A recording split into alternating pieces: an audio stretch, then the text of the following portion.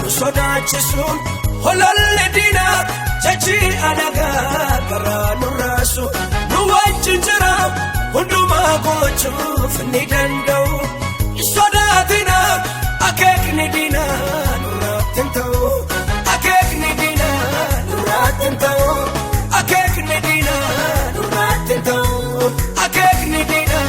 nurratti hin ta'u akeekni diinaa nurratti hin ta'u gooftaan nu wajjin jiru inni galaana gargaariiru karaan keessanii maaliif raafama jooniin keenya akkamiin nyaatama karaan keessanii maaliif raafama jooniin keenya akkamiin nyaatama.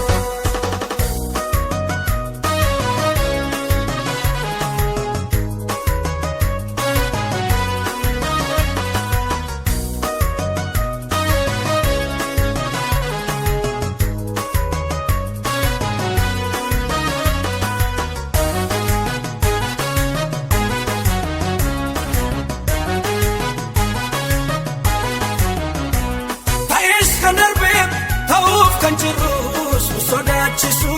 takka raawwatee kayyoo keenya duubatti deebisu kan bara darbee jechaaf gaarasaas isaan darbine fuula durattis hirmaachuuf jiraan boojuu sarbine hirmaachuuf jiraan boojuu sarbine hirmaachuuf jiraan boojuu sarbine hirmaachuuf jiraan boojuu sarbine hirmaachuuf jiraan boojuu sarbine. Gooftaan nu wajjin jiru inni galaana gargaariiru karaan keessanii maaliif raafama jooniin keenya akkamiin nyaatama karaan keessanii maaliif raafama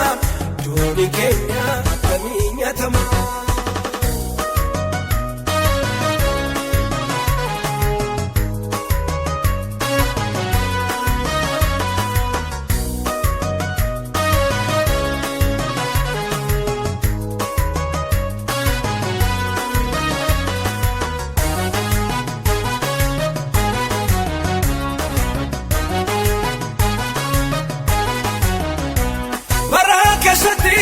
Yaada dhokataa kan inni akeeku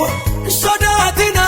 beekamu waaqayyoo inni nu eegu kan inni ijaare diiguutti beekam da'oo dhokataa gooftaatu qabnu diinaatamine sanu argata diinaatamine sanu argata diinaatamine sanu argata diinaatamine sanu argata diinaatamine sanu argata gooftaan nu wajjin jiru inni galaana gargaariiru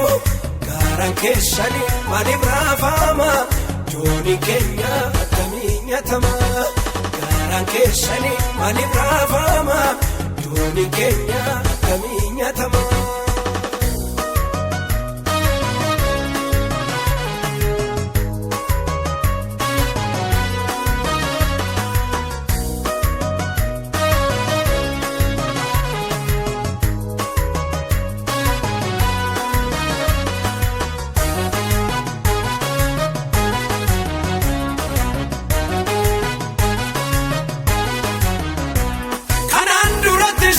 Hedduu yaadanii hin danda'amne takka raawwatee akeekni isaaniis fiixaan hin baane fuula durattis wallaansoon keenya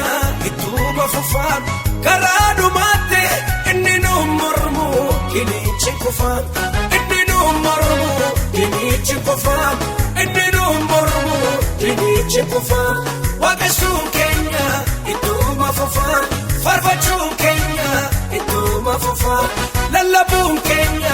ittuma fufaa jiraachuun keenya ittuma fufaa waaqessuun keenya ittuma fufaa farfachuun keenya ittuma fufaa